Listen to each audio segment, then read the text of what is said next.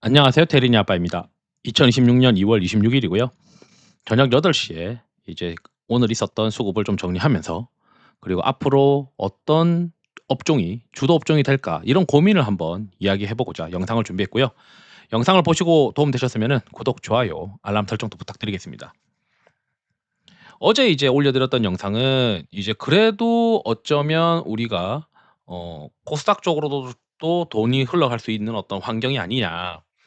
왜냐하면 고배당에 대한 배당락이 발생하게 되면 더 이상 이제 배당을 열심히 먹기 위한 매수 수요가 좀 감소를 할 테니 그 돈들이 다른 데로 갈 것이고, 게다가 엔비디아 실적 발표가 26일 오전에 있었죠.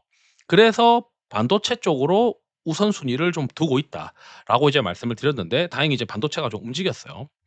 그런데 저는 이제 지금 코스피와 코스닥의 피어 앤 그리드 오실레이터라고 하는 지표가 지금 내려가고 있다 보니까 풀 베팅을 하고 있진 못하고 현금을 이제 한 10% 가까이, 5에서 10% 사이를 유지를 하고 있습니다.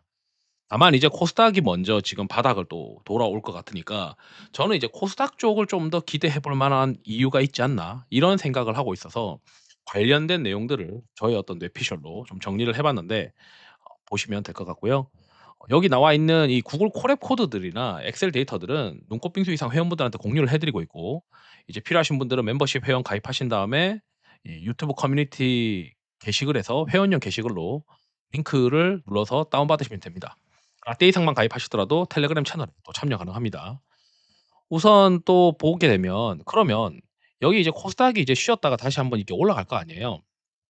그러면 그게 시점이 대략 한 3월 달일 가능성이 있는데, 3 월에 또 코스닥에 중요한 이벤트가 있더라고요.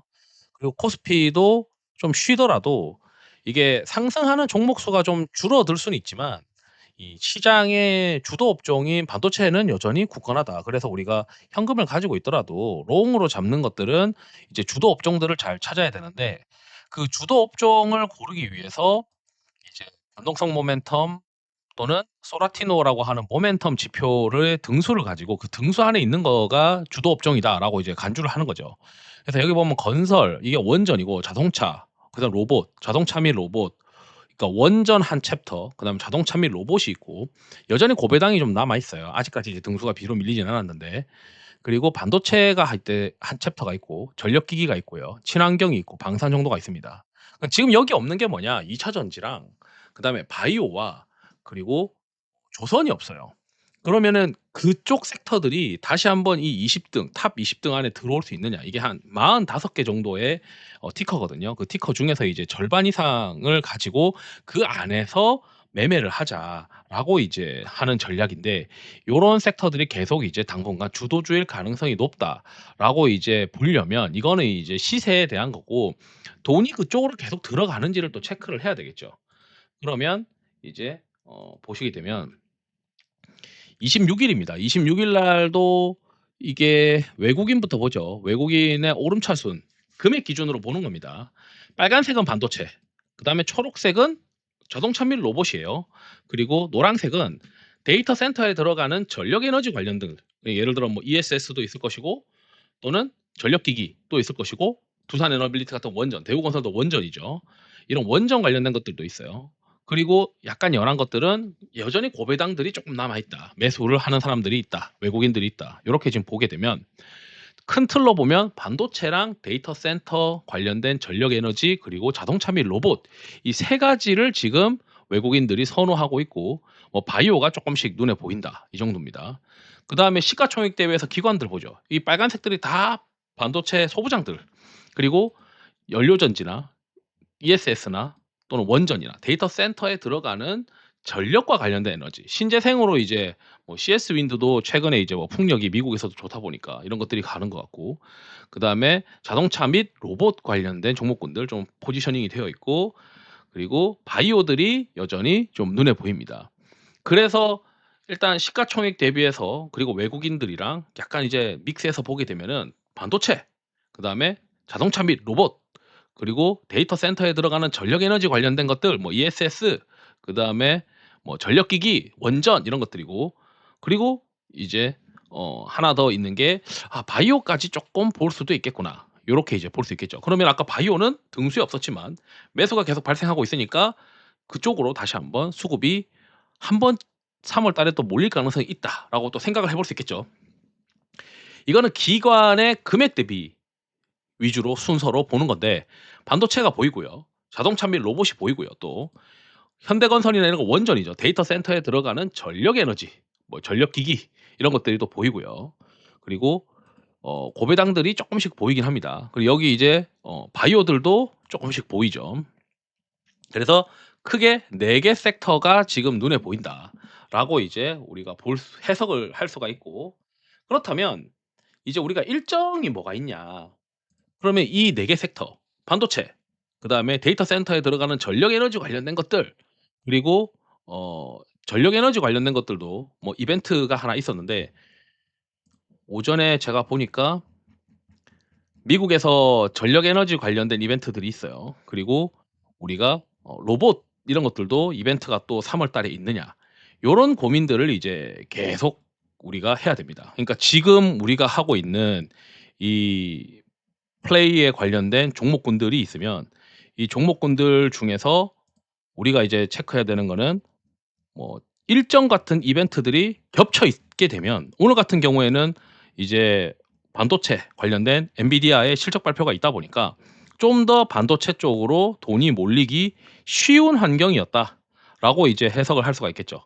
그래서 요런 것들을 좀 고민해 봐야 되는데, 우선 로봇 관련된 거 한번 고민해 보면 미국의 상무부 로봇 산업 지원 정책 논의한다, 이런 얘기가 있어요.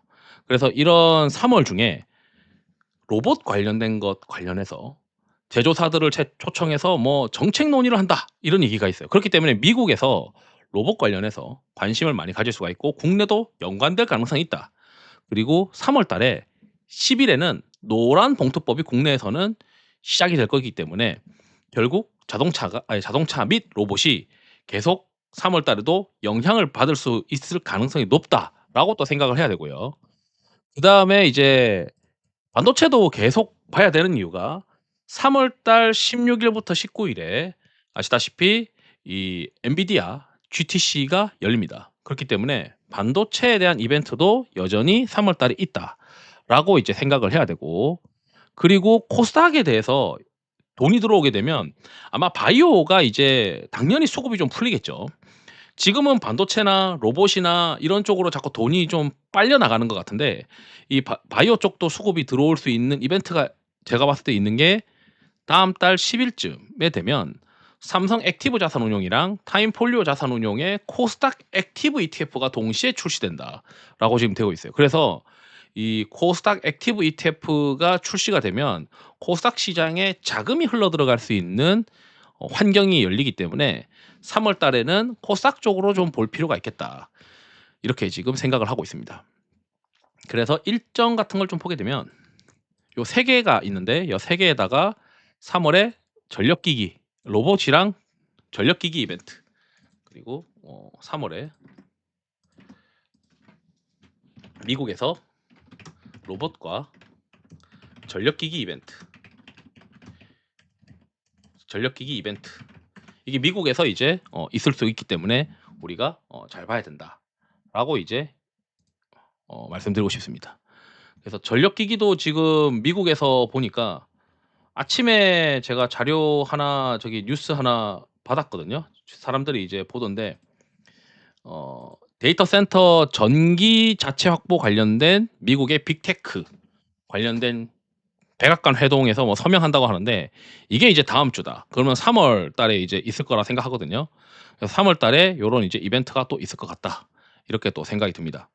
그래서 지금 생각보다 지금 수급들이 요런 이제 3월 달에 핵심 이벤트로 타임폴리오와 코엑트 코스닥 액티브 ETF, 그다음에 로봇 관련된 것들, 전력기기 관련된 것들, 그다음에 엔비디아 GTC, 이런 이벤트들을 염두에 두고 있는 게 아닌가라고 저는 생각을 하고 있고, 그렇기 때문에 지금 시장의 수급이 반도체, 자동차 및 로봇, 데이터 센터에 들어가는 전력 에너지, 그리고 코스닥 자금 유입이 들어가는 바이오, 이 4개 섹터가 시장의 주도 섹터로서 3월 달에 움직이지 않겠냐, 이런 생각을 하고 있습니다.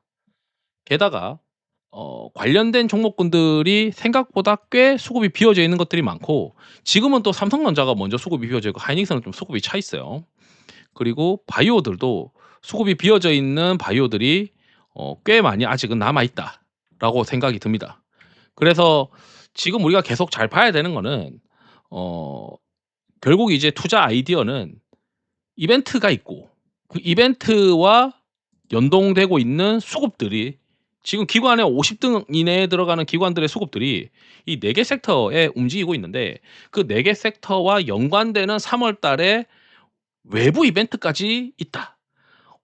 오늘 배당이 끝나고 나서, 배당락이 되고 나서 그 돈들이 흘러 들어가는 이 시장을 우리가 고민을 해 보면, 결국 3월 달에 이벤트가 또 중요하고, 오늘 이제 반도체 이벤트가 있다 보니까, 엔비디아 실적 발표라고 하는 이벤트가 있다 보니까 반도체로도 몰렸던 그런 상황이었다라고 저는 해석을 하고 있기 때문에, 결국 수급이 돌면서 그 수급이 3월 달에 이벤트가 있는 것들을 교집합적으로 4 개를 잘 한번 따져 보자. 요렇게 이제 말씀드리고 싶습니다. 그리고 그 4 개가 반도체, 데이터 센터에 들어가는 전력 에너지, 자동차 및 로봇, 그리고 바이오, 요렇게 4 개가 있다라고 말씀드리면서 영상을 마치도록 하겠습니다. 투자에 도움 되시길 바랍니다. 감사합니다.